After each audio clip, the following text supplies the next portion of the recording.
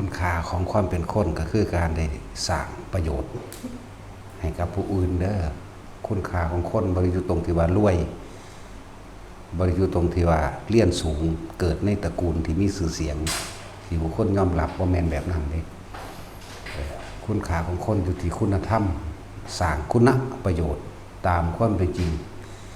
สร้างประโยชน์ให้กับทั้งสัตว์โลก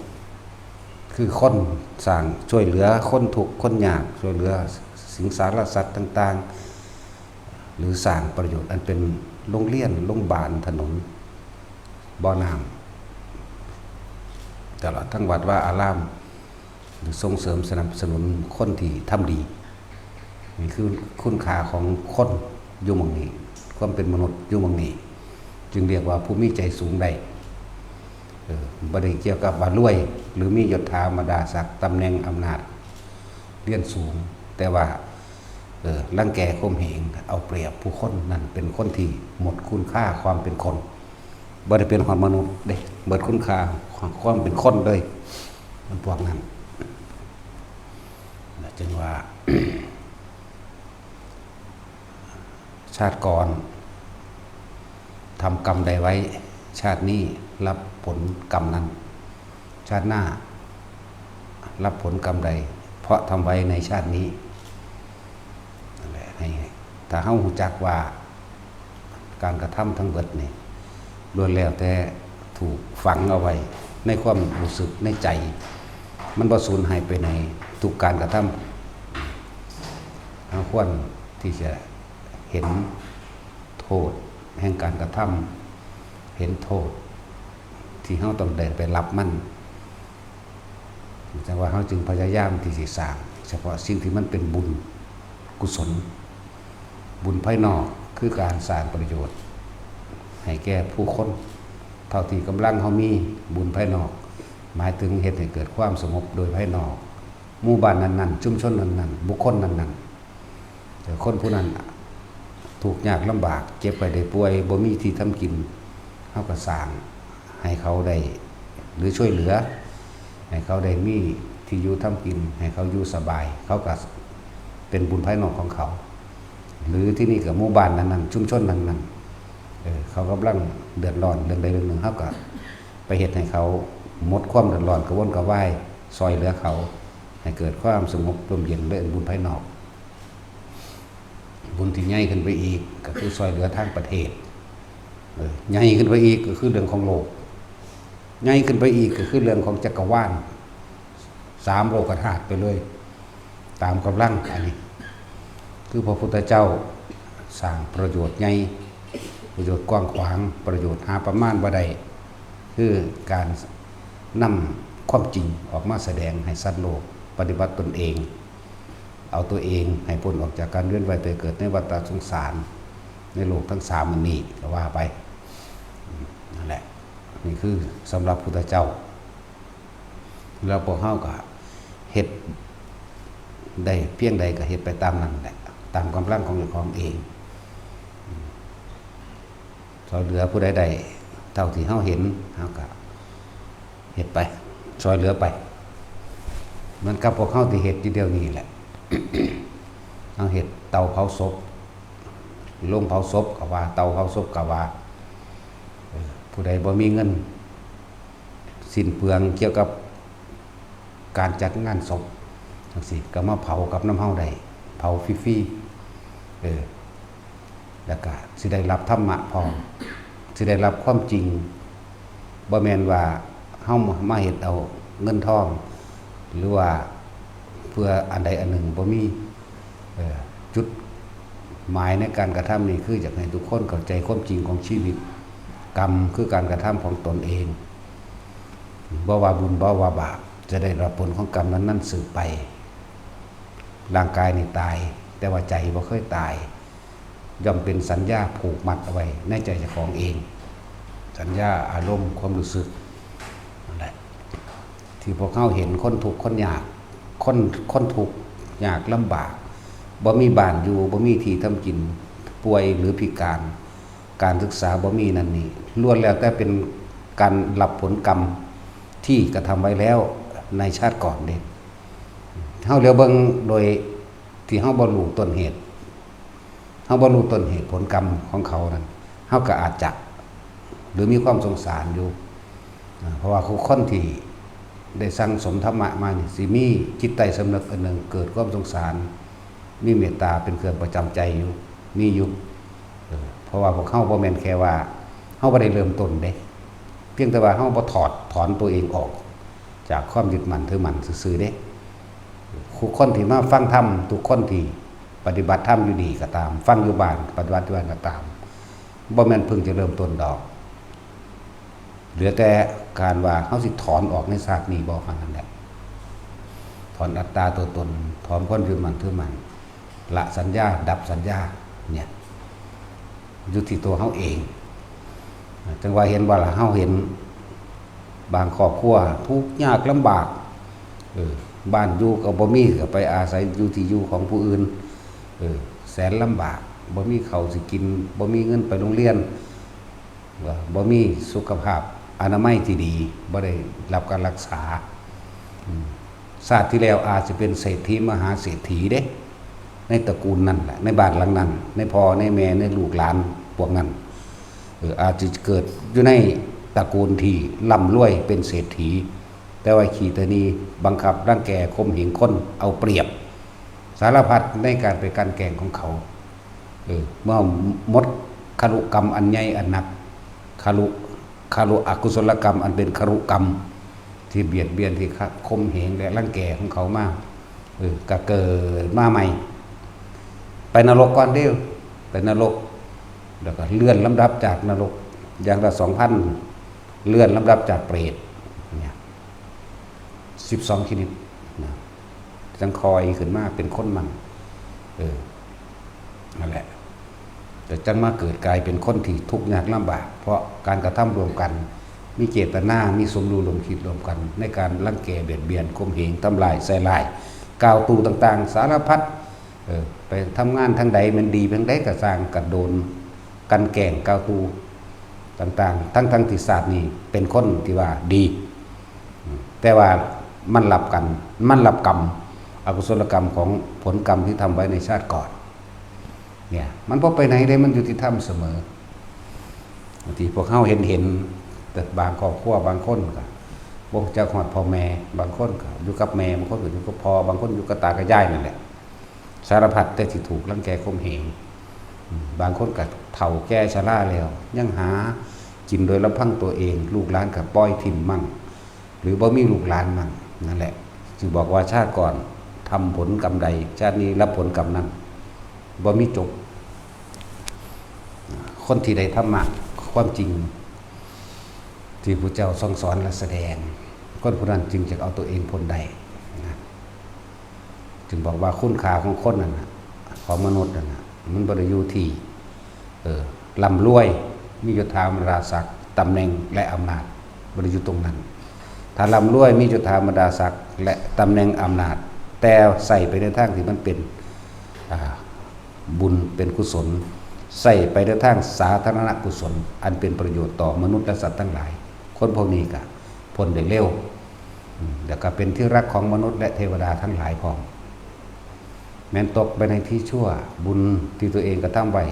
คอยประคองรักษาบ่ให้ตกได้รับการบาดเจ็บบ่ได้เสียหายมันยังมีเครื่องช่วยเหลือตัวเองเพราะตัวเองกระทำไปแล้วนั่นแหละบ่แม่นแค่ว่าเฮ็ดศาสตร์เดียวเลยมันคอยสังสมมาเรื่อยสังสมมาเรื่อย เหมือนกับพระพาหิยะโรกิริยะนั่นแหละเกิดอยู่ในเมือง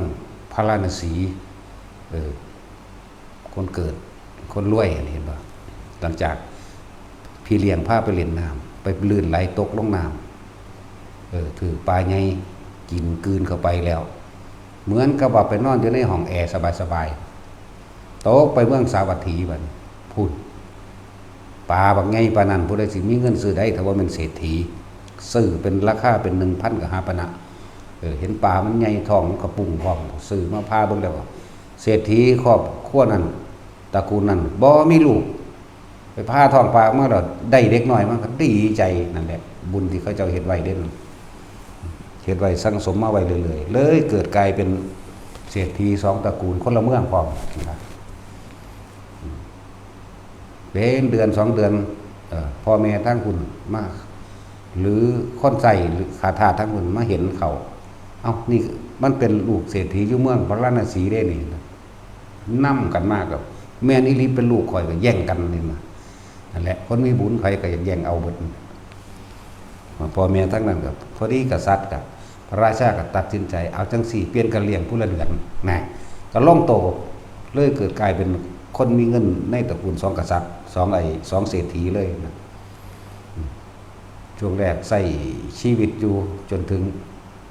80 ปีนี่มีเมียก็ตายเบิดต่อมาก็เกิดความสลดสังเวชแล้วก็เป็นคนที่บ่มีโรคพร้อมบ่ป่วยเด้ผู้นี้บ่ป่วยถึงบ่ป่วยบ่มีโรคอีหยัง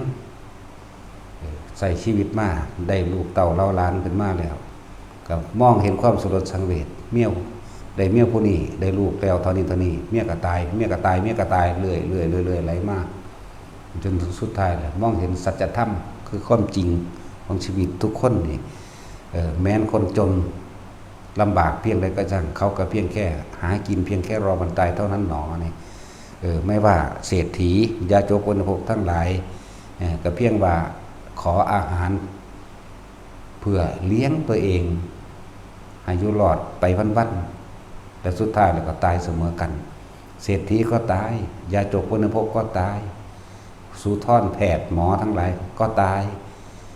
กษัตริย์องค์นั้นก็ตายไล่มากเลยได้ดวงตาเห็นธรรมทั้งที่บ่ได้ไปเคยฟังธรรมเด้แต่เมื่อถึงเวลามาแล้วดูจักอนิจจังทุกขังอนัตตามาแล้วในสมัยเก่าก่อนที่เคยสังสมไว้คือพวกเฮาสังสมเดี๋ยวนี้แหละรู้จักคำว่า ก่อนเกิดเป็นทุกข์ความแก่เป็นทุกข์แล้วก็รู้จักปัจจัย4อันเป็นเหตุ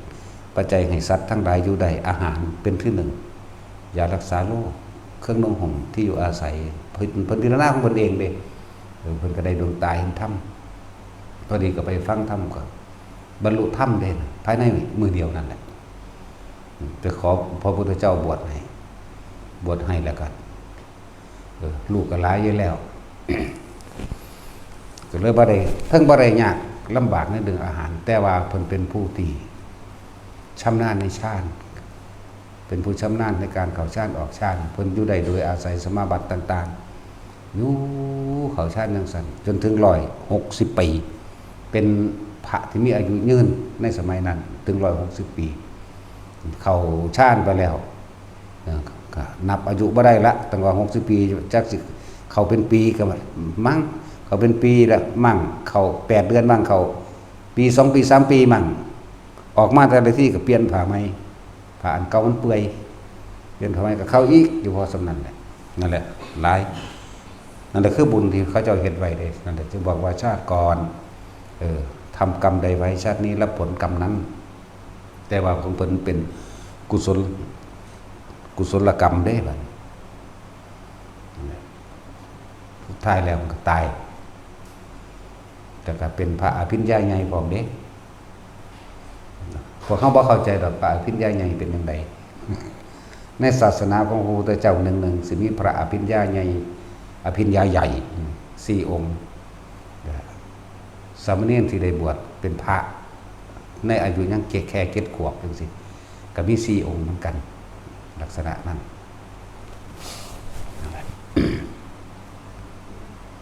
บอกว่าทุกคนพวกเฮานั้นอย่าพากันประมาทคุณค่าของคนมันบ่ได้อยู่ที่ร่ำรวยเป็นเศรษฐีเรียนสูงเด้ถ้าร่ำรวยเป็นเศรษฐีเรียนสูงพอและว่าใส่ความรู้นั้นเพื่อช่วยเหลือสัตว์โลกช่วยเหลือผู้อื่น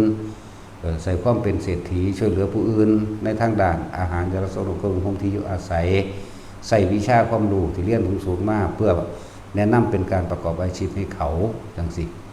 นั่นแหละค่าของคนอยู่หม่องตรงนั้นบ่ได้เกี่ยวกับยศถาบรรดาศักดิ์และอำนาจแล้วพวกทุกข์ที่สุดในบัดนี้ก็คืออธิบายให้ฟังเลย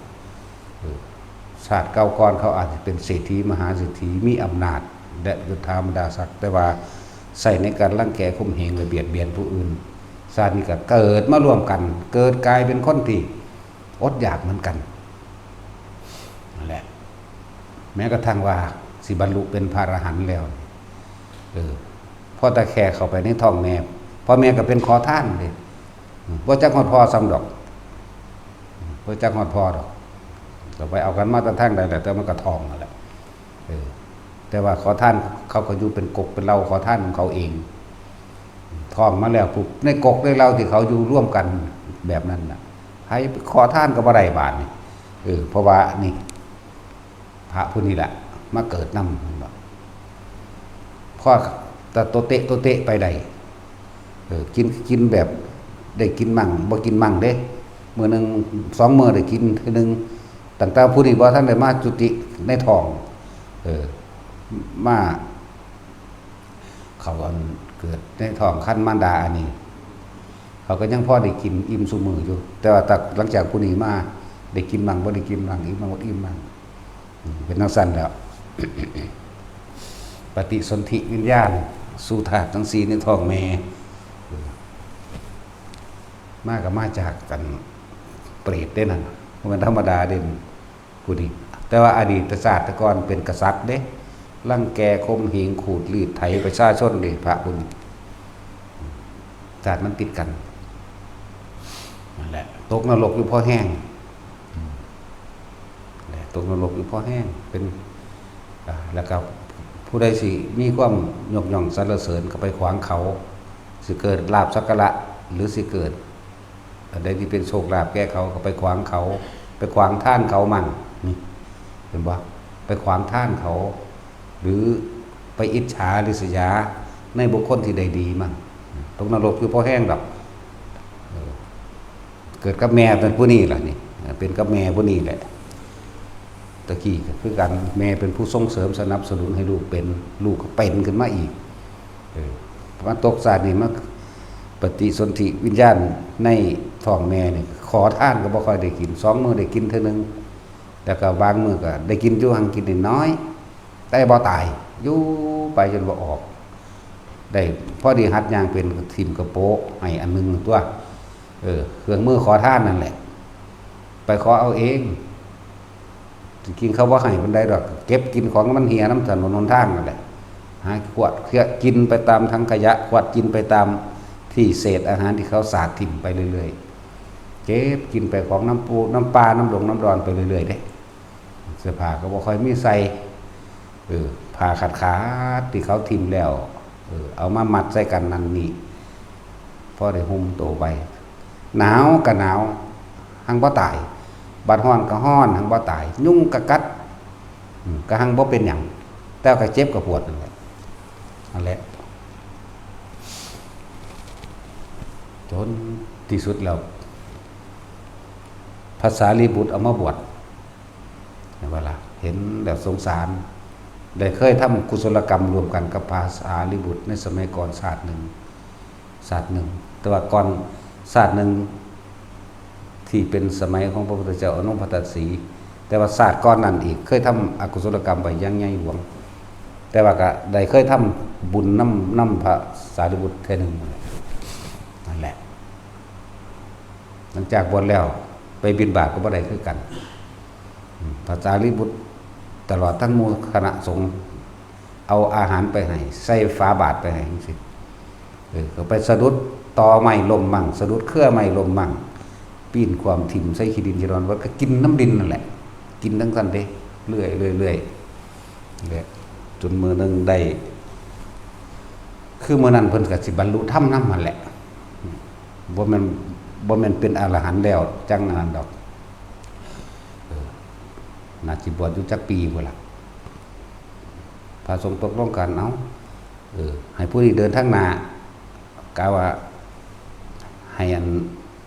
เน้นอันนี้เดินทางหน้าก็บ่มีผู้ใดใส่เขาก็ใส่ทางหลังเมื่อไม่ก็ให้เดินทางหลังก็บ่มีไฟใส่ก็ให้เดินทางหน้านี่เป็นอยู่พอสมีเด้บาดสิได้กินก็ได้กินบาดเขาเจ้าเฮ็ดขวมถิ่มและเป็นเวลาเป็นปีมาละหลังจากนั้นมาภาษาที่บ่พึงก็ระลึกเบิ่งบุพกรรม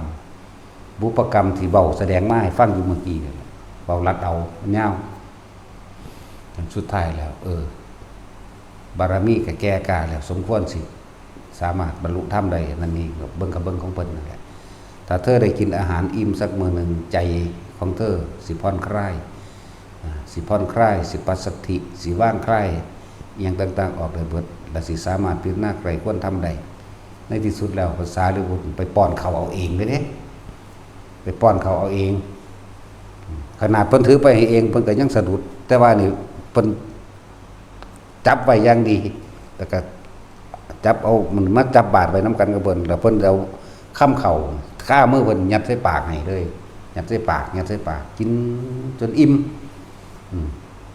กินอิ่มแล้วนี่นะตั้งแต่เกิดมานี่7 ปี8 ปีนี่หาก็เคยได้กินข้าวอิ่มนี่มื้อโอ้รสชาติการอิ่มของอาหารเป็นแบบนี้นี่เพิ่นเลยผ่อนคลายลงแล้วเพิ่นก็แสดงธรรมตัวสารีบุตรก็แสดงธรรมให้ฟังก็เลยใครควรไปพิจารณาธรรมตามใดความเกิดเป็นทุกข์ทุกข์ว่าหิวทุกข์เพราะร้อนทุกข์เพราะหนาวทุกข์เพราะว่าไม่มีเสื้อผ้าใส่อันเกิดจากกรรมเก่าต่างๆไล่ไปเลยเด้กระเทศใส่บุพกรรมของเพิ่นเองนั่นแหละถือว่าชาติก่อนทำกรรมใดไว้ชาตินี้รับผลกรรมนั้นไม่ว่าบุญหรือบาปกรรมนั้นที่ทำเสมอเธอเกิดมาทุกข์ในชาตินี้เพราะเธอในครั้งที่แล้วเธอคือเป็นกษัตริย์รวมกับมารดาของเธอเองบิดาตายก่อนนั่นแหละมันก็เทศไปเลยบรรลุอรหันต์พร้อมกันกับตายนั่นแล้วก็ทั้งสั้นแล้วกินข้าวมื้อนั้นคือมื้ออิ่มมื้อใดก็คือตายมื้อนั้นนั่นเองแต่สิเว้าแล้วก็เป็นจังซี่มา700ชาติเด้เป็นแบบนี้มาถึง700ชาตินี่แหละจึงบอกว่ามันยาวเรื่องของเพิ่นอิ่มเมื่อไหร่ตายเมื่อนั้นขนาดศาสตร์นี่ก็พอดีบรรลุธรรมอิ่มแล้วก็ตายแต่ว่าศาสตร์นี่เป็นศาสตร์สุดท้ายของเพิ่นแล้วบรรลุธรรมแล้ว700ศาสตร์ด้วยนี่แล้วขนาดนั้นแหละผลกรรมมันธรรมดาว่ะตกนรกมกใหม่ก่อนสมัยพระพุทธเจ้าปทุมอุ้ย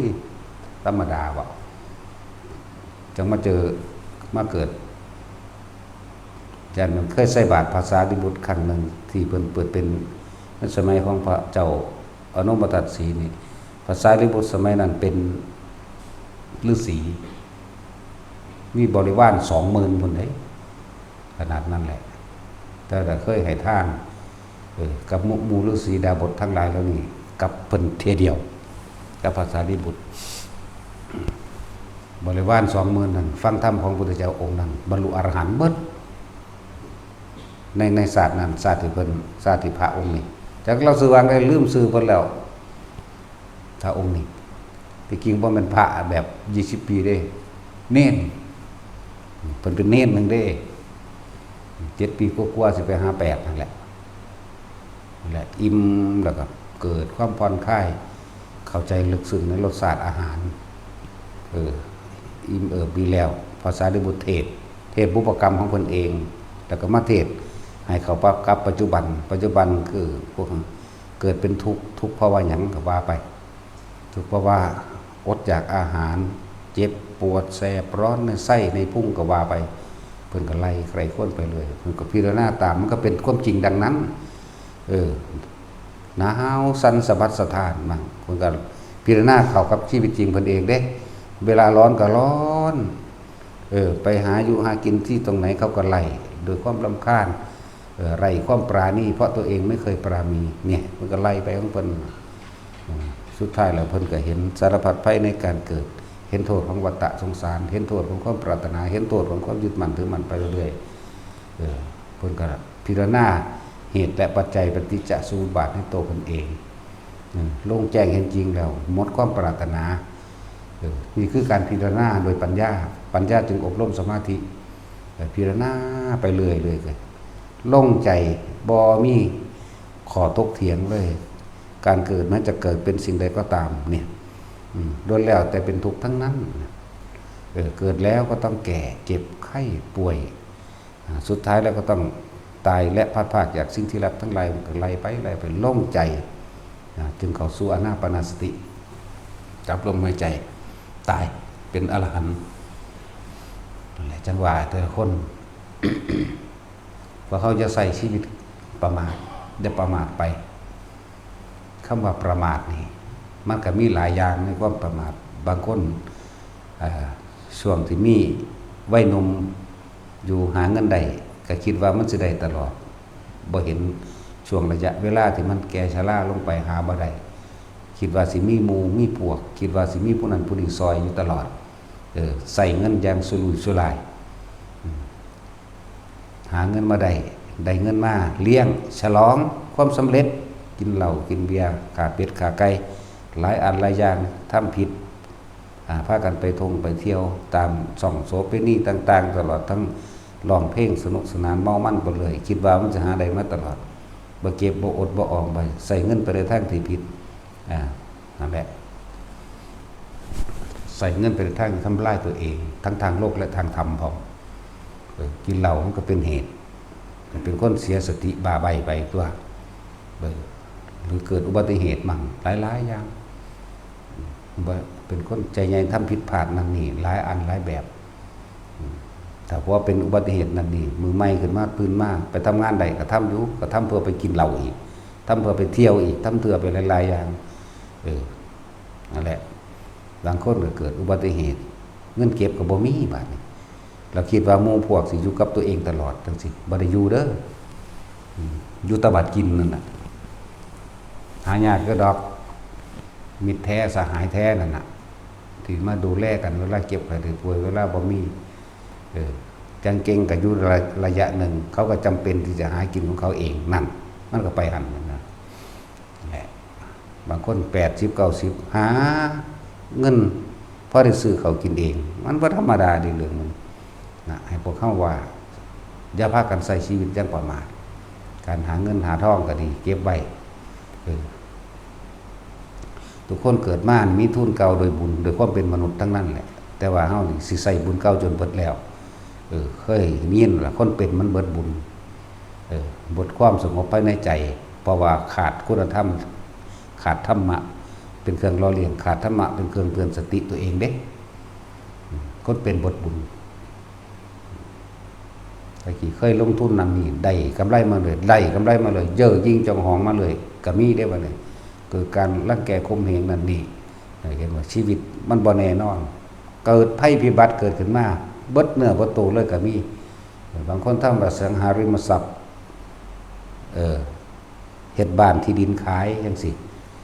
เกิดแผ่นดินถล่มก็มีเกิดไฟใหม่ก็มีนั่นชิบหายไปเลยเบิดเนื้อบ่โตขึ้นมาก็มีนั่นจังซั่นล่ะเพราะว่าบ่มีเครื่องปกป้องคุ้มครองตัวเองบ่สร้างบุญกุศลเอาไว้บ่ให้ทานการกุศลบ่รักษาศีลแล้วก็บ่ฟังธรรมก็เลยบ่มีเครื่องเตือนสติตัวเองบางคนกะใส่เงินไปทางที่เลี้ยงปศุสัตว์หรือสุว่ามีอาชีพเลี้ยงหมูเพาะพันธุ์หมูตลอดทั้งเป็นพ่อค้าส่งออกเนื้อหมูต่างๆและพันธุ์หมูต่างๆบาดมันสิเกิดวิกฤตหมูเกิดเป็นโรคตายเบิดเลยทั้งที่พอดีกำลังลงทุนเบิดแล้วจังซี่แล้วก็คิดว่ามันสิได้หลายกว่าเก่าตอนแรกอาจสิเลี้ยงอยู่ในหมูทั้งหมด300,000 ตัวบ้ากูเอาล้านหนึ่งหน้ากู้เงินมาได้เครดิตดีซื้อหมูหน่อยหรือเพาะอย่างต่างๆมาสารพัดนั่นแหละสุดท้ายหมูเกิดไอ้ว่าป่วยเป็นโรคตายเบิดโรงงานจังซั่นก็มีเบิดตนเบิดโตนั่นแหละคือว่าความประมาทในทั้งทางโลกและทางธรรมประมาททางธรรมคือหยังบ่เห็นตามความเป็นจริงบ่คอยได้ยินได้ฟังธรรมบ่เข้าวัดบ่ฟังเทศน์บ่ฟังเทศน์เรียกว่าประมาททั้งทางโลกและทางธรรมถ้าประมาททางธรรมแล้วทางโลกก็ประมาทนำโลดดอกคนเฮาที่มีคุณค่าเพราะว่ามีธรรมะเป็นเครื่องประดับใจเป็นเครื่องนำ4ทางชีวิตให้มันตามความเป็นจริงนั่นแหละก็เลยคิดว่าบาปบุญบ่มีสุดได้ซ้ำล่ะพวกจังสัตว์ตะกี้มีหมู300,000 ตัวมันสัตว์เลี้ยงแม่นเป็นล้านเพื่อสิส่งออกประเทศนั้นประเทศว่าไปเด้ นี่เป็นเรื่องจริงพร้อมเด้นี่เพราะได้เว้านิทานแบบบ่แม่นความจริงเด้เว้าความจริงเด้นี่ความจริงพวกเฮาก็ไปหาข่าวเอาตัวมีอยู่แล้วสุดท้ายชีวิตสัตว์เซ่พเนจรบ่มีอีหยังเลยค่าจ้างแรงงานกับคนงานเลี้ยงหมูก็บ่ได้จ่ายเขาธนาคารก็มายึดเอาเบิดเลยเกิดกลายเป็นคนล้มละลายนี่ว่าก็ไปเห็นในข้างปุระข้างกรุงเทพก็แนะนำให้พาไปเข้าวัดจักว่าล่ะถ้าไปเข้าวัดไปฟังธรรมบ่มีอีหยังบ่มีทางไปแล้วบัดนี้มันก็ฟังธรรมเข้าใจอยู่ตัวมันฟังธรรมเข้าใจเพิ่งจะคิดได้คิดได้สุดท้ายแล้วเอาให้เงินจำนวนหนึ่งไปขายก๋วยเตี๋ยวเพราะได้เลี้ยงชีวิตเด้อตอนนั้นแล้วนี่เป็นเรื่องจริงเด้นี่ตอนนั้นแหละที่ใส่ชีวิตจังประมาทที่ยกตัวอย่างคนประมาทไม่ฟังนั่นแหละทั้งว่าพวกเข้านั่นคนที่บ่ประมาทหนึ่งแบ่งเงินให้เป็นที่ส่วนเงินที่หามาได้แล้วเนี่ยฝังดินไว้ก็คือการให้ทานเข้าใจว่านี่ให้ทานกับหมู่พระสงฆ์องค์เจ้าให้ทานกับยาจกอุณภกให้ทานกับสัตว์ให้ทานกับคนเดินทางไกลหลายๆอย่างในการช่วยเหลืออุปถัมภ์คำสู้นั่นแหละจึงเรียกว่าให้ทานทานทั้งหลายเหล่านี้สิเป็นเครื่องอุดหนุนคำสู้เฮาเองให้ทานฟังธรรมวันนี้นั่นแหละจึงว่าเงินส่วนนี้ให้ทานฟังธรรมฝังดินไว้แปลว่าการให้ทานทำบุญการกุศลต่างๆใช้หนี้เก่าก็คือแทนคุณมารดาและบิดาถ้าเพิ่นยังมีชีวิตอยู่อันใดมันดีอันใดมันแซ่บอันใดมันก็หาเพิ่นให้เพิ่นอยู่เพิ่นกินเสื้อผ้าอันใดอบอุ่นที่สุดเสื้อผ้าอันใดดีหรือมองใดที่เพิ่นพอใจในตั้งที่เป็นธรรมนั่นเองก็พาเพิ่นไปเที่ยวถ้าจิตดีที่สุดพาเข้าวัดฟังธรรมนี่ว่าใช้หนี้เก่าฝังดินไว้คือการให้ทานโดยส่วนตัวใช้หนี้เก่าก็นั่นแหละถ้ามันเป็นทางสุจริตเท่ากับให้เลี้ยงหมูเฮากับเลี้ยงครอบครัวนั่นแหละทิ้งลงน้ำกับรู้จักซื้อกินอย่างเอาเฉพาะความจำเป็นเอาเฉพาะอะไรว่านี่นั่นแหละให้แบ่งออกมาเป็นแบบนี้ สำหรับคนที่มารดาบิดาได้เสียชีวิตไปแล้วก็ให้ทานรักษาศีลและอุทิศส่วนผลทานบุญกุศลกรรมดีให้แก่มารดาบิดาญาติสายโลหิตตลอดทั้งครูอาจารย์และสรรพสัตว์ทั้งหลายเนี่ยเหตุไปจังซี่เนี่ยบุญตัวนี้สิเกิดกลายเป็นบุญจริตถือมาค่อยประคองชีวิตของเฮาบ่ให้ตกต่ำเหมือนคนจะโกงแต่โกงบ่ได้เหมือนคนจะขาดแต่ขาบ่ได้เป็นจังซั่นหังมีแนวซอยสู้เฮาไว้ดอกเพราะว่าหยังการให้ทานของเฮาเองก็จะมีประกอบศีลไปอยู่ในตัวอยู่แล้วในขณะที่เฮาไปให้ทานอาจจะไปตามวัดตามบ้าท่านกับบ่แม่นว่าเฮาจะให้เขาให้น้ำอย่างเดียวคนที่เขามีสติปัญญานั้นมีอยู่แล้วสร้างเสนาสนะต่างๆเรียกว่าวิหารทานบางที่ก็สร้างแผ่นดินวัดรวมสื่อธรณีสงฆ์จังซี่หรือสื่อผู้เดียวก็มีพวกเขามีสร้างกุฏิวิหารต่างๆสร้างถนนหนทางในวัดว่าอารามในพุทธศาสนาโรงเรียนโรงพยาบาลยังก็ว่าไปอันใดที่มันเป็นสาธารณประโยชน์และสาธารณกุศลเหตุไปช่วยเหลือคนทุกคนยากให้ทุนการศึกษานี่ให้ท่านทั้งสั้น ให้ท่านกับคนอดจนอยากคนเดินทางไกลมื้อนี้ก็ว่าไปอาหารยารักษาโรคเครื่องห่มตลอดทั้งอยู่อาศัยแล้วก็อุทิศผลทานบุญกุศลกรรมดีมารดาบิดาเป็นต้นนั่นแหละตัวนี้แหละสิคอยปกป้องคุ้มครองบ่ให้ทรัพย์สมบัติเฮาสุดหรือสูญหายหรือผู้อื่นนำไปบ่ได้แม้กระทั่งไฟก็บ่ไหม้เด้คนมีบุญใช่บ่ล่ะไฟบ่ไหม้น้ำบ่ท่วมแผ่นดินบ่ถล่มเด้มันสิเหลือแต่ของผู้นั้นมันนึงเป็นดอกมันนึงเลือกมองเฮ็ดดอกเขาจะเอาไปจุ่มๆต้อมๆกันไว้แล้วมันสิซัดเอาดอกเขานี่คือกรรมของเจ้าของเองที่ร่วมกันเองนั่นแหละเขาความโง่เขลานั่นแหละบ่แม่นผู้อื่นจังว่าใส่ชีวิตจังประมาท สำหรับคนที่ประมาทมันก็กลับกันนี่แหละบ่ให้ทานบ่รักษาศีลบ่ฟังธรรมบ่เบิ่งพ่อเบิ่งแม่บ่มีกตัญญูต่อบิดามารดาครูบาอาจารย์ตลอดทั้งผู้มีพระคุณทั้งหลายอันเป็นบรรพบุรุษที่รักษาแผ่นดินจังซี่บ่จักคุณของเจ้าฟ้ามหากษัตริย์บ่จักคุณของบุคคลที่ทำคุณเอาไว้ในการก่อนบ่ฮู้บ่จักปุเพสันนิวาสบ่มีปุเพสันนิวาสต่อกันบ่มีปุเพจักตะปุญญาตาไม่ระลึกนึกถึงบุญคุณของบุคคลผู้ทำบุญทำคุณให้แก่ตนเอาไว้ในการก่อนนั่นสินะแต่ว่าพอเข้าจึงบอกว่าทุกคนถ้าเวลาเขาสิเลือกคบคนจะไปคบคนพาลกับส่วนคนเว้าพื้นกันนั่นแหละคนพาลเว้าพื้นผู้นั้นนินทาคนนั้นนินทาคนนี้อิจฉาเขาริษยาเขาเวลาเขาได้ดีเขาได้หยังมันก็สร้างสิสักจูงสักส่วนเพื่อให้เกิดความต่อต้านเขาหรือให้สร้างเขารังเกียจเขารังแกเขาไปนั่นคือคนพาลเห็นผู้ใดได้ดีบ่ได้เงียบเขานั่นแหละง่ายๆเด้ส่วนบอกต้องนินทาคนอื่นว่าคนนั้นบ่ดีคนนี้บ่ดี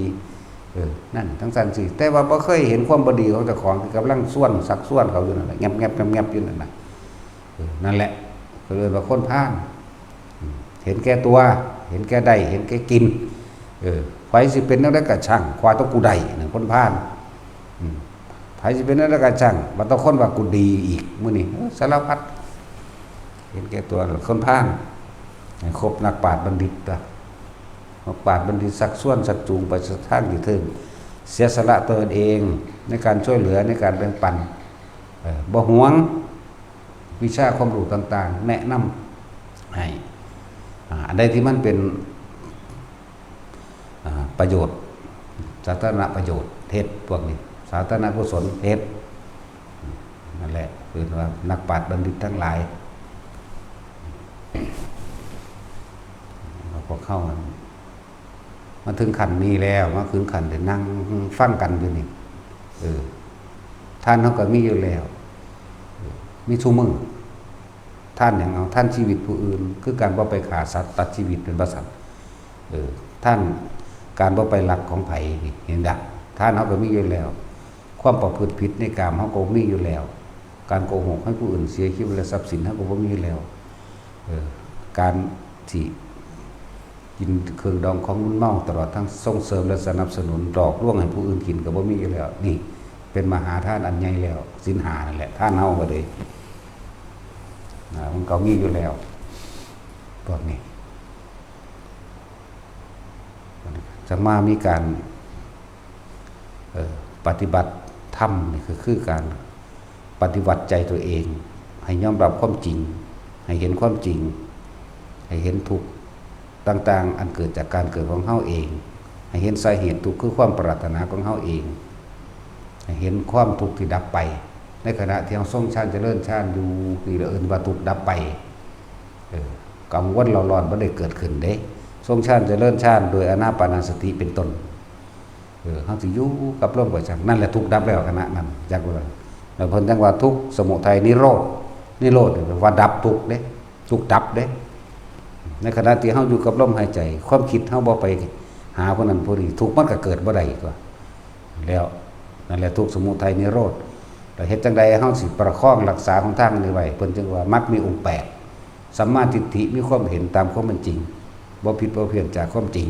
สัมมาสังกัปโปมีความดำริเกิดขึ้นในขณะตาหูจมูกลิ้นกาย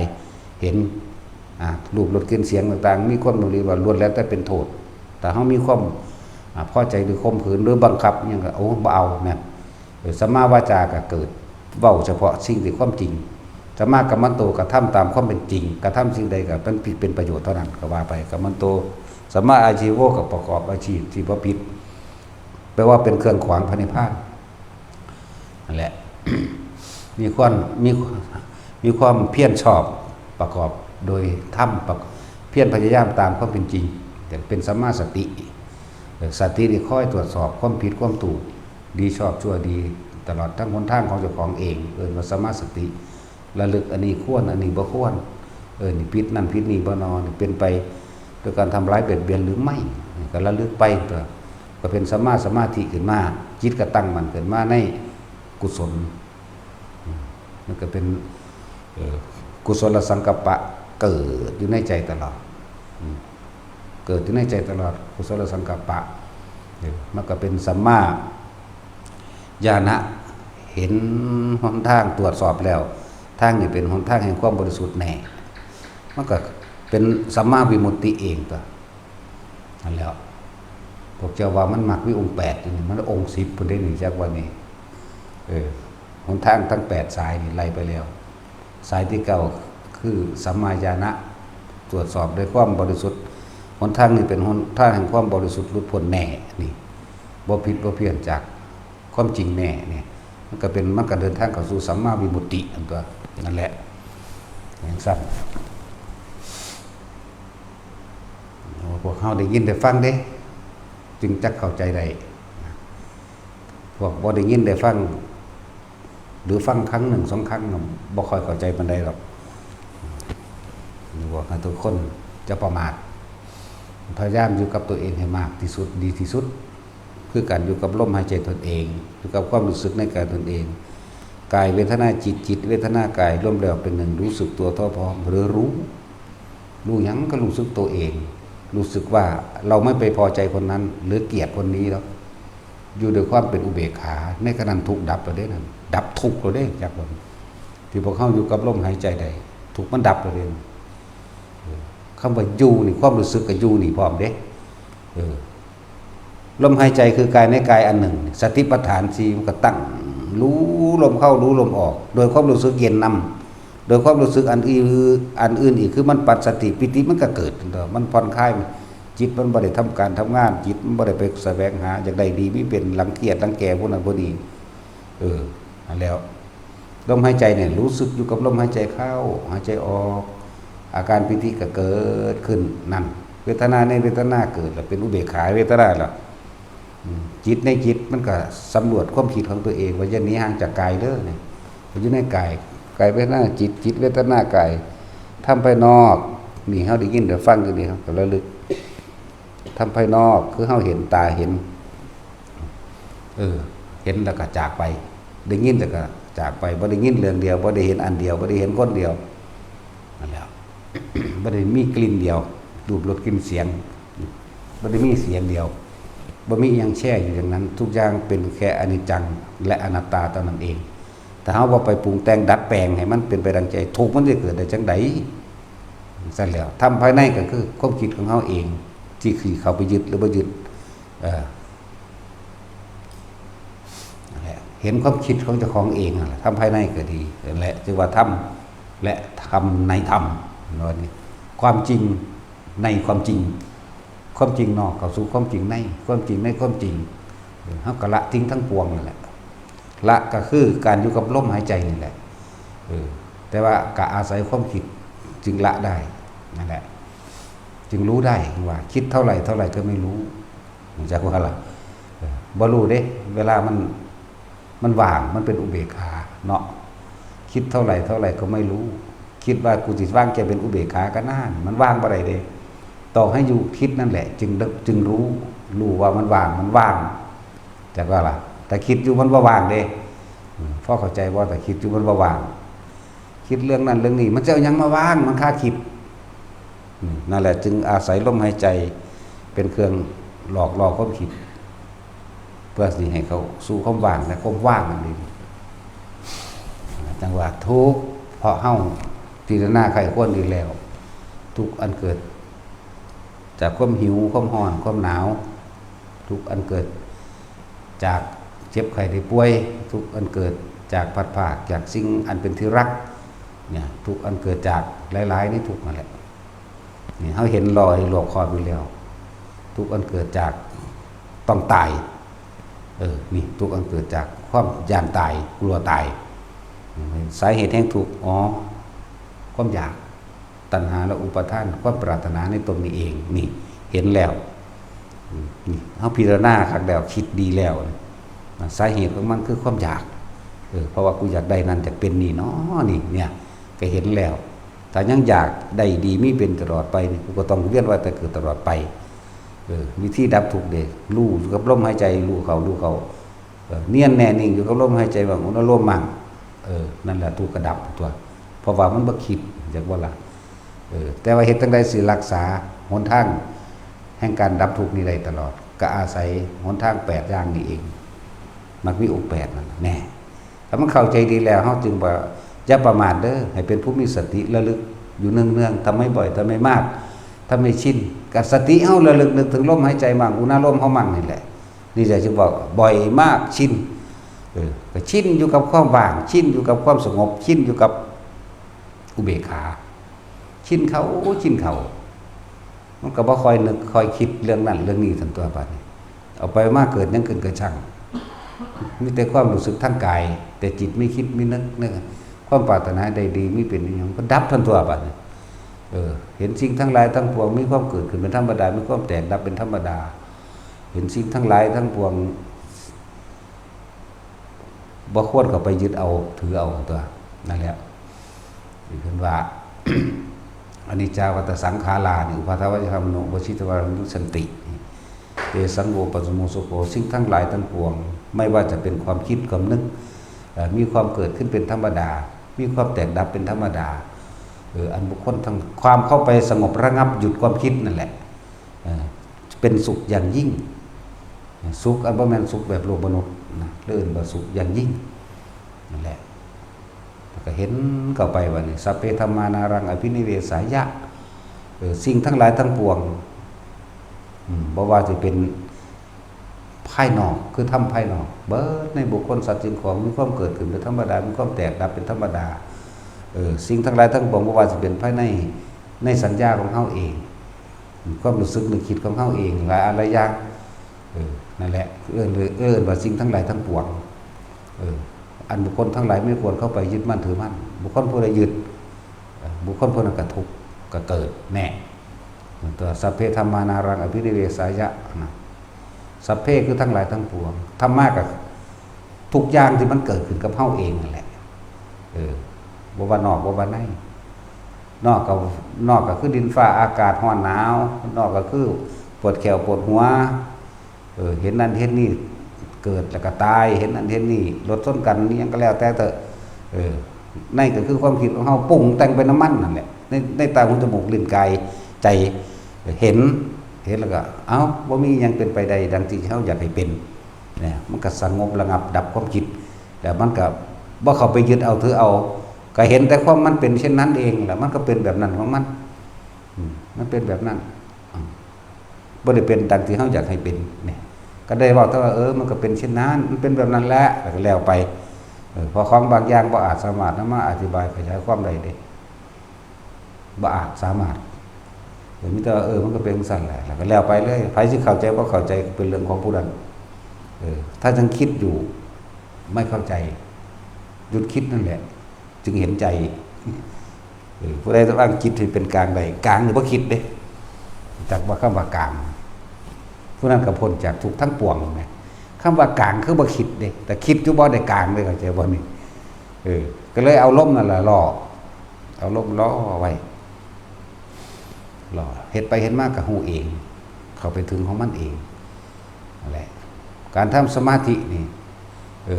บ่แม่นว่าเฮาสิมานั่งหลับตาบ่แม่นว่าเฮาสิมาทำท่าใดท่าหนึ่งเด้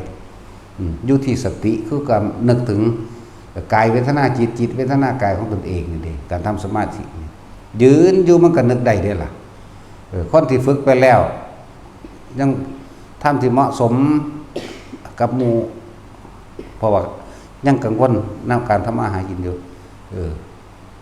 ก็ทรงฌานจับจุดอุณาโลมเอาไว้ก็ทำงานไปพร้อมคนที่ฝึกไปแล้วคนที่บ่ทันได้เป็นก็มาฝึกเอาส่วนหมู่ภิกษุสงฆ์นี่จักให้ได้ตลอด24ชั่วโมงพุ่นแล้วเพราะว่าเฮาบ่ได้มีการงานการเงินการนั่นการนี่มันยุ่งมากเข้ามาในชีวิตแล้วเฮาตัดทางโลกออกมาแล้วนี่ตัดพ่อตัดแม่ตัดลูกตัดเมียตัดสัตว์เลี้ยงทรัพย์สมบัติต่างๆเฮาบ่ห่วงเฮาบ่กังวลแล้วเฮาตัดมันออกมาบ่แห้งแล้วสมณะชีพราหมณ์ทั้งหลายตัดออกมาบ่แห้งแล้วเฮาจะไปคิดน้ำมันเฮ็ดหยังอยากให้ได้24ชั่วโมงพุ่นแล้ว นั่นแหละส่วนอันนั้นกับพ่อได้ไปดำเนินชีวิตหรือว่าเป็นที่พักใจเป็นที่พักจิตพวกหมู่บ่ทันได้บวชนะเฮายังมีกังวลหรือห่วงหลายอะไรอย่าง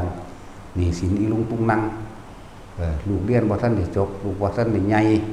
อาชีพการงานหลายอันหลายอย่างประกอบการเข้ามาแต่ว่าก็หาเวลาพักใจมั่งให้เกิดบุญกุศลในตนเองมั่งให้เกิดความสงบอย่างในตัวเองเลยเอิ้นว่าบุญคือความสงบเย็นนั่นแหละให้มันเกิดความสงบหลายๆอย่างและอานิสงส์แห่งลมหายใจหรืออานาปานสติการทรงฌานเจริญฌานอันนี้มีมากเด้แต่ที่เว้าโดยยอดมันเลยซะก่อนว่าท่านได้เว้าของแถมยอดมันนี่ถ้าภิกษุพวกเขาทำไม่บ่อยทำมากทำไม่ชินนะมีอานิสงส์ว่ามีอานิสงส์ใหญ่มีผลใหญ่ต้องเหตุบรรลุอรหันต์ในขณะที่มีชีวิตอยู่แต่บ่ได้บรรลุในขณะที่มีชีวิตอยู่กับขณะสุดท้ายจิตสุดท้ายเลยแม้ขณะนั้นแม้การนั้นก็ถึงไม่ได้เป็นอรหันต์ในขณะจิตสุดท้ายในขณะที่ใจขาดเพราะที่กับว่างเขาเพิ่งเข้าสู่อนาคามีเลยหุ่นสุทวาทหาสันเลยและแม้ขณะนั้นที่บ่ได้เข้าสู่สุทวาทหาสันอย่างน้อยกับพรหมโลกเป็นผู้ไม่ตกต่ำเป็นธรรมดาในพรหมโลกนั้นท่านก็ฟังธรรมได้อยู่นะเอาไปต่อขึ้นข้างบนเลยก็ได้นี่จึงบอกว่าทุกคนให้ขยันเฮ็ดมื้อนึงก็อย่าลืมด้วยสัก 2-3 เทื่อแน่พุทธเจ้าเพิ่นเว้าหน่อยเด้ผู้คนผู้เจริญซึ่งอานาปานสติมีความสงบดับลงได้แม้เพียงชั่วขณะลัดข้อมือเดียวเราก็กล่าวว่าเป็นผู้ไม่ห่างจากฌานมีอานิสงส์ใหญ่มีอานิสงส์มากแต่คอมือเดียวยกมือขึ้นแล้วก็งับเรื่องสุดซ้ำนั่นโอ้ยมันก็หน่อยโพดเนาะ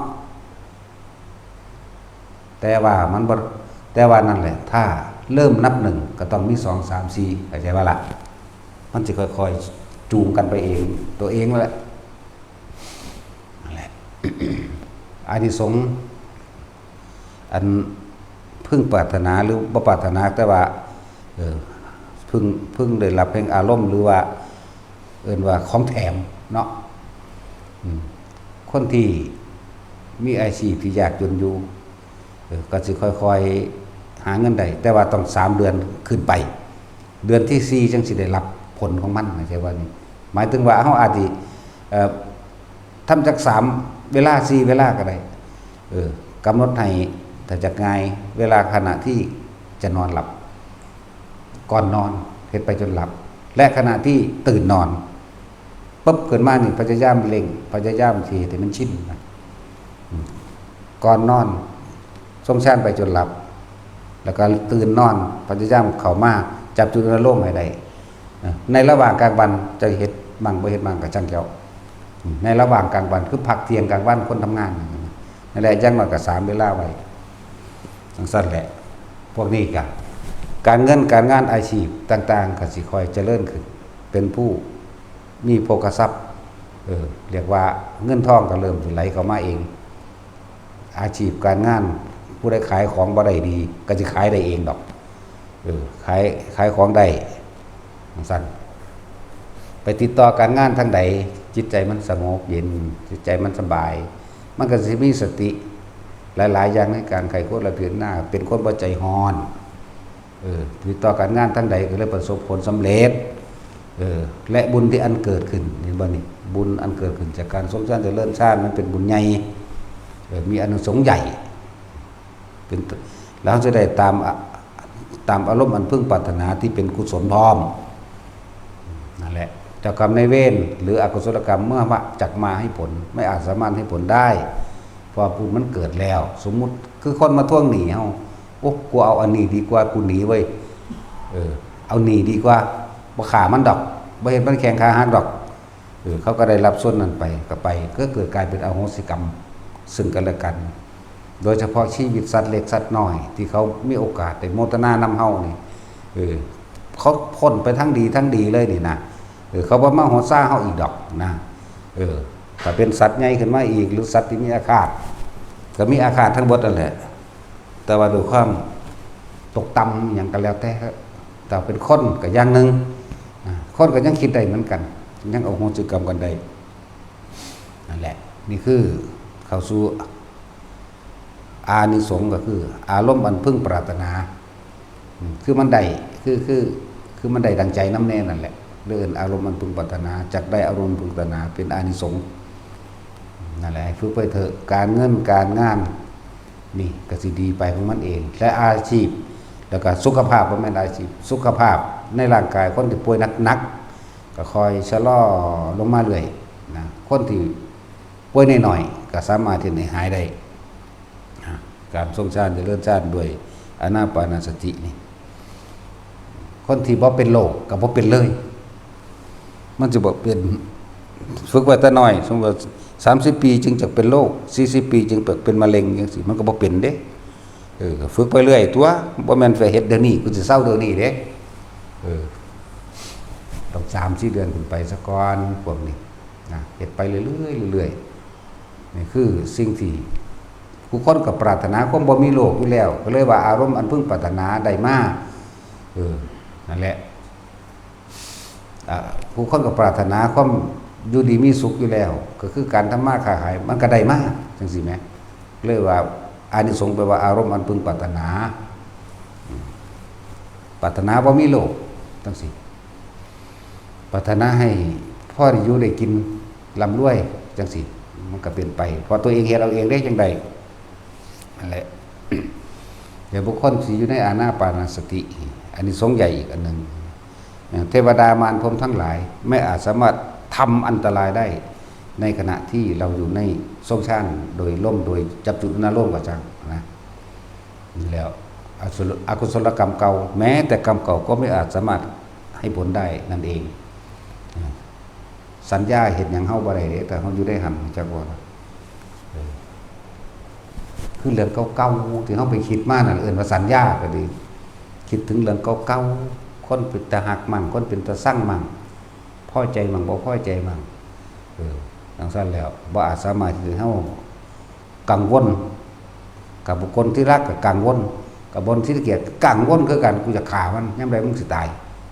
กูอยากหนีจากมันนี่ตั้งแต่อยู่น้ำมันนั่นแหละสั่นว่าสมาธิคำว่าจิตตั้งมั่นจิตตั้งมั่นตั้งตรงไหนบางคนก็ตั้งตรงลมหายใจอยู่ในความรู้สึกลมเย็นเข้าออกบางคนก็ตั้งตรงอุณาโลมในความรู้สึกที่นิ่มๆนวลๆนึบๆต้นๆหน้าผากยาวย่ายหนึ่งแล้วว่าหน้าผากยาวเจ้าก็ตั้งไว้หน้าผากยาวเจ้านั่นแหละผู้ตั้งไว้หม่องบอนๆบางคนก็ว่าคือปลาดุกบอนก็บอนๆเจ้านั่นแหละบางคนที่ว่าตึงๆก็อยู่ตึงๆนั่นน่ะบางคนนุ่งๆก็นุ่งๆนั่นแหละนิ่มๆนุ่งๆเย็นๆก็เย็นๆเจ้านั่นแหละอยู่มองหันแหละตั้งไว้ตรงนั้นแหละเรียกว่าจิตตั้งมั่นมันสงบเลยมันจังตั้งมั่นก็ความตั้งสมาธิว่าจิตสงบตั้งมั่นหรือจิตหนึ่งก็ว่าจิตหนึ่งคือความรู้อันที่เป็นความรู้อันโดดเด่นโดดเด่นในความรู้สึกนั่นแหละรู้สึกโตกายเวทนาจิตเวทนากายก็รู้สึกโตนั่นแหละก็รู้สึกอยู่ในกายตัวกายเป็นสติปัฏฐานที่กับกายเวทนาจิตธรรมนั่นแหละตามความเป็นจริงว่ะอยู่ได้หนีละเราหน้าผากก็ได้หัวก็ได้แล้วแต่อันนั้นคือผู้ฝึกไปแล้วบางทีมันก็เคลื่อนขึ้นตรงกลางระหว่างหัวมันเคลื่อนลงกลางอกมันเคลื่อนขึ้นเคลื่อนลงที่พ่อสนั่นแกขอให้อยู่ในความรู้สึกตัวเถอะ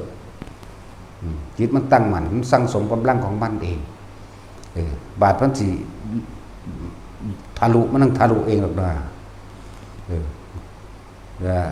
เทคนิคสำคัญก็คืออย่าไปอยากสงบอย่าจากไปอยากรู้อย่าจากไปอยากเห็น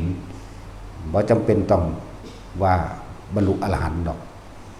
จะไปสำคัญมั่นหมายในจุดใดจุดหนึ่งตรงทำปัจจุบันรู้ลมเข้าออกปัจจุบันอยู่กับอุณาโลมปัจจุบันเป็นผู้มีสติระลึกรู้ในความรู้สึกแห่งกายเฮาเองนี่ปัจจุบันกายเวทนาจิตเวทนากายรวมแล้วว่าจิตหนึ่งรู้สึกตัวในความเป็นหนึ่งเด่นจัดเป็นอุเบกขาพวกนี้ยังได้แต่จิตสองบ่เป็นได้เดี๋ยวก็คิดหาผู้นี้พ พอใจมั่งบ่พอใจมั่งสองอารมณ์แต่อารมณ์อุเบกขาบ่มีไผฮู้ว่าเกิดความรู้สึกแบบใดนี่แหละปีตินั่นแหละอารมณ์อุเบกขานั่นแหละหรือน่วงๆกลางหัวกลางผากนี่แหละเอิ้นว่าอารมณ์ที่มันแสดงความรู้สึกออกมาทางกายจากวันเวลาเฮาโมโหเด้แสดงทางกายแบบใดสูญขึ้นรวดหัวใจก็เต้นแห้งสั่นดึกๆดักๆขึ้น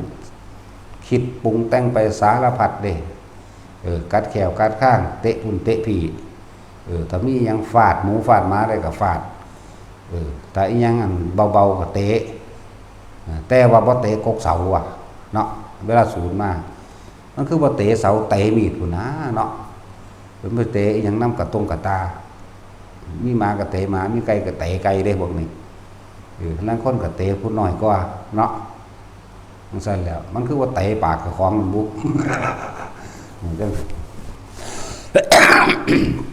นั่นแหละความรู้สึกของความโกรธมันแสดงออกมาแบบนั้นอย่างบ่ล่ะแล้วความรู้สึกเขาว่าความโกรธก็คือบ่พอใจนั่นแหละแต่ความรู้สึกของอาการดีใจของคนมันก็แสดงออกมายิ้มแย้มแจ่มใสเด้เนาะหัวเราะยิ้มนั่นๆนี่ๆนั่นแสดงสั่นกระโดดโลดเต้นเฮ็ดขาดิกๆมีเบิดนั่นแหละนั่นแหละแต่ความรู้สึกของแสดงออกมาทางกายของอุเบกขาเป็นจังไดกับปีตินั่นแหละความรู้สึกของอุเบกขานั่นแหละหูยเทียบปานนี้แล้วยังสิบ่เฮ็ดเบิ่งอยู่เนาะบ่มีผู้ใดเว้าละเอียดปานนี้ก็แล้วกันล่ะนะจังซั่นแล้วมาฝึกเอาผู้ใดอยากเป็นก็ดีมีผู้ใดเฮ็ดให้กันได้แน่ๆจังซี่ ขนาดแฟนก็ยังทำแทนบ่ได้เลยรู้จักว่า คนละอันกันเด้เอาแต่หน้าผัวกับเมียมันยังเฮ็ดให้กันบ่ได้เด้แน่จังซี่เนาะบ่แม่นคือเพลงเลยบ่แม่นแฟนทำแทนบ่ได้มันคนละอย่างกันเด้เฮาต้องเฮ็ดเอาเองเด้แนวหมู่นี้นั่นแหละอยู่กับมันจังซี่อยู่ไปจนตายพุ่นแม่นบ่อยู่จังซี่มันก็ตายอยู่แล้วแหมสิทุรนทุรายกระวนกระวายไปกับความปรารถนาไปกับความอยากได้อยากดีมีเป็นของตัวเองบ่นั่นแหละ สำนึกสำเนียกอยู่อันนึงเป็นเครื่องลึกเตือนสติตัวเองไงเด้อเกิดมาแค่หากินซ้ำตายนึงเด้เจ้าฟ้ามหากษัตริย์รวยปานใดก็กินข้าวนั่นจึงบ่กินข้าวอยู่บ่ได้วะเอาชนะมันซ้ำใดไผก็ดีหรือเศรษฐีมหาเศรษฐีที่เขาร่ำรวยอยู่ตามซาอุหรือดูไบนั่นน่ะบ่เห็นบักใดกัดกินก่อนท้องดอกกินข้าวเนาะก็กินอยู่ได้แหละก็บ่คารพวนก็ว่าทุรนทุรายเด้คนหนุ่มก็กินข้าวคนเฒ่าก็กินข้าวเด้เนาะเห็นว่าอะไรหากินเลี้ยงเจ้าของไปจนเฒ่าบ่มีหม่องหาเบิดกำลังหรือนั่นนี่ก็ว่าไปก็ยังหาขอทานกินได้เฒ่าปานใดก็สร้างแต่กินอิ่มแล้วก็รู้สึกว่าผ่อนคลายสบายใจนะก็เลยจึงบอกว่าหากินซ้ำตายนึงได้ไผก็ดีพวกเจ้าสิยังกระดอกกระเดียแท้อย่าลืมเด้ออย่าบอกว่าใส่ชีวิตอย่างประมาท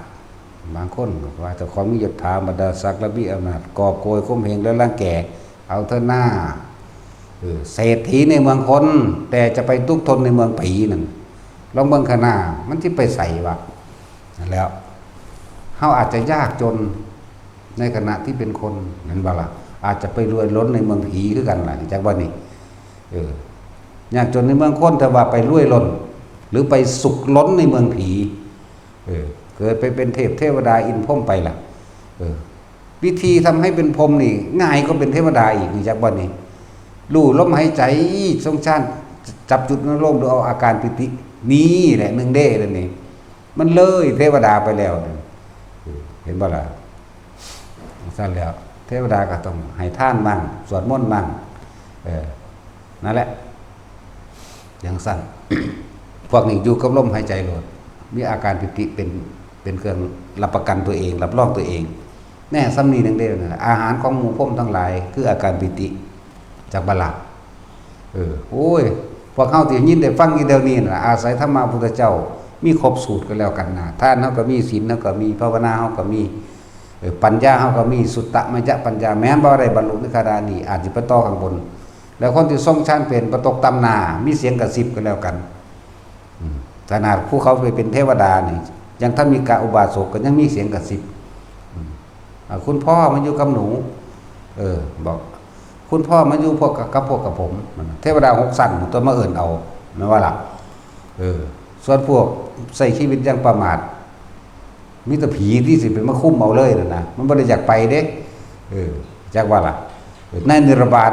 ถือหอก3งามมากบางที่ก็อันบ่แม่น3งามหอกเดียวเลย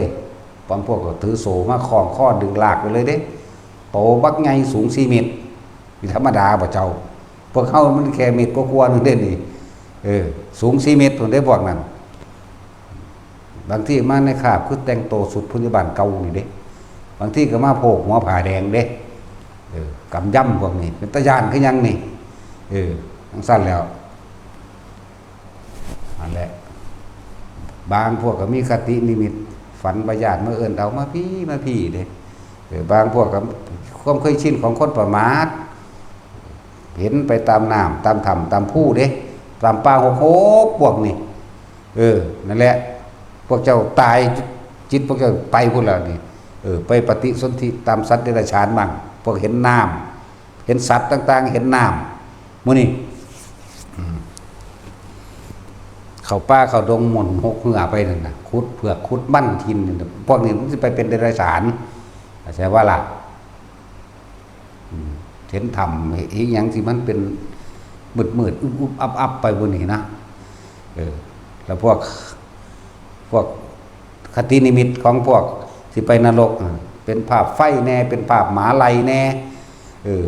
เป็นลอยไปตามอากาศแต่ว่าลอยได้แบบสโลว์มันจิตท่านบางประท่านบางมือให้เมื่อยได้จังสันของเขาก็เคยเป็นนั่นแล้วได้จังสิจังสันแล้วถือหมาไลกัดบอกถือคนไลขาบอกหรือบางที่ลุยไปตามไฟตามอย่างมีควันอย่างอัดเข้าไปนั่นหูดังของบางแล้วก็ดิเสียงฝ้าพาเปียปะเสียงหินกระทบกันตึงครึ่งครั้งธรรมดาเลยพวกนี้ตกนรกพวกจังสิไม่ต้องห่วงประพานพระสำนักพญายมเด้ประพานมันมีการสอบสวนพวกอารมณ์โกรธมากๆทั้งสั้นแหละแต่พวกเป็นเทวดาก็นึกถึงท่านแน่มีวิมานให้เห็นมีเรือหงส์มีรถทิพย์เป็นนิมิตมีหมามีสร้างก็ว่าไปแต่ว่าสร้างมาสัตว์เดรัจฉานบ่มีในสวรรค์ดอกแต่ว่ามันเป็นแค่นิมิตพาไปอันแบบนั้นซื่อๆความจริงแล้วก็ไปถึงบ่มีนั่นแหละพวกสิไปเป็นพ่มเหมือนน่วงกลางหน้าผากหรือบางพวกลมหายใจอ่อนๆกับน่วงพวกสิไปนิพพานเอาเถอะไปเถอะยังก็ดีว่าดีๆเด้ออันพวกฝันไปหาอยู่หากินมองหันมองนี่ไปรับจ้างเกี่ยวเข่ากู้มั่นตัดตัดอ้อยอยู่น้ำปลาน้ำดงหาสอนขัวหอย ตึกแหออกไปตามทะเลเนี่ยเดรัจฉานเด้ออย่าลืมพวกนี้พวกเจ้าเป็นยังคือว่าคิดสิ่งที่มันเป็นกุศลสะก่อนเนาะเดรัจฉานแล้วพวกฝันแบบนี้ก็ว่าความคิดในขณะที่นอนหลับได้ฝันนั่นน่ะเป็นจริงเด้อจักว่าล่ะ ตายได้ตอนนั้นสิไปตามฝันเจ้านั่นแหละส่วนมากมันจะฝันไปทั้งนั้นเลยผู้ใดเป็นห่วงมั่นพูดไปวานปุ๋ยมั่นสินจามั่นอยู่เนาะอ้อยก็เหมือนกันอันนี้ก็เหมือนกันว่ามันอ้อยนี่เด้กูบ่ห่วงด้วยอ้อยนี่ อ้อยนี่บูดอันนี้มันบูดแล้วแหละพวกฝันไปตามสวนยางไปขับรถส่งของอยู่นั่นแหละเดรัจฉานเข้าใจว่าล่ะ เป็นธรรมดาบ่นี่บอกกับปานนี่ก็เลยเนาะ สั่นแหละว่าจะประมาทพวกเฮาเฮ็ดไปของเฮาเองน่ะเฮ็ดจังได๋บ่เฮาก็ตายอยู่แล้วแหมเนาะเห็นเอาเห็นนั่นตามข่าวต่างๆคนเฒ่าหาขอเขากินบ้านเรือนก็บ่มีอยู่บางคนก็หานั่นหานี่มาขายพอได้แลกเขากินเนาะแม่นว่าล่ะแน่แต่ได้กินอิ่มแล้วก็คือสิมีกำลังยังอยู่ก็อยู่ได้เด้บ่ทุรนทุรายเด้เนาะนี่ไหมจึงบอกว่าพระพุทธเจ้าเพิ่นที่แสดงความจริงออกมาเนี่ยสิ่งที่เป็นเหตุเป็นใจสำคัญที่สุดในขณะ เป็นมนุษย์เฮาเองเนี่ยอาหารโอ้สิมันเบาถือคักเกิดมาแล้วก็กินอาหารโดดได้ล่ะเนาะแต่ว่าสิ่งที่สำคัญที่สุดที่พวกเฮาบ่เคยคิดพอเลยคือหยังเอาลมหายใจบ่เคยคิดพอเลยแต่บ่มาฟังอันพระองค์เจ้าเพิ่นแสดงเนาะเฮาอยู่ได้นำลมหายใจแต่ว่าเฮาบ่เคยคิดถึงลมหายใจมันแต่เกิดจนกว่ามามีผู้อื่นมาแนะนำให้ทั้งที่มันเกิดมันมาพร้อมกับตัวเองมันมาพร้อมกับความเกิดเนาะถ้าเบิดลมหายใจก็ตายเด้แต่ว่าเฮาเป็นหยังคือบ่คิดพอมันเนาะแหละสำหรับร่างกายเพิ่นจึงว่าอาหารยารักษาโรคเครื่องนุ่งห่มตลอดทั้งที่อยู่อาศัยนี่เป็นเหตุเป็นปัจจัยให้สัตว์อยู่ได้เพียงทางกายเฮาคือบ่เลี้ยงรอเลี้ยงใจเฮาด้วยลมหายใจเนาะทั้งที่มันอยู่กับเฮาตลอดขาดลมหายใจแม่จัก5นาทีเนาะเรียบร้อยบ่กินข้าวเฮาเคยอดได้ถึง49มื้อนั่นแหละเท่านั้นแหละนอกนั้นกินแมงเบิดมื้อเลยบาดนั่นแหละสูงสุดได้ส่ำนั้นแหละบางก็ทีละ5มื้อ10มื้อ10กว่ามื้อ20มื้อมีอยู่บ่หม้องมันสูงสุดซื่อๆดอก49มื้อ5มื้อ6มื้อ10มื้อก็ว่าไปมีอยู่ดอก20มื้อ30มื้อก็มีช่วงนั้นเป็นช่วงยาวของมันเองดอก กินน้ำอยู่อันช่วงสิว่า5มื้อ6มื้อ10มื้อนั่น20มื้อ30มื้อกินน้ำอยู่แต่ว่าที่มันเป็นเอาเองดอกอัน49มื้อนั่นบ่กินหยังเลยฮอดน้ำนั่นแหละมันเป็นของมันเองเพราะว่าหยังเฮาอยู่กับลมอยู่ไปอยู่มามันก็หายเองดอกนั่นมันเอาสมาทาน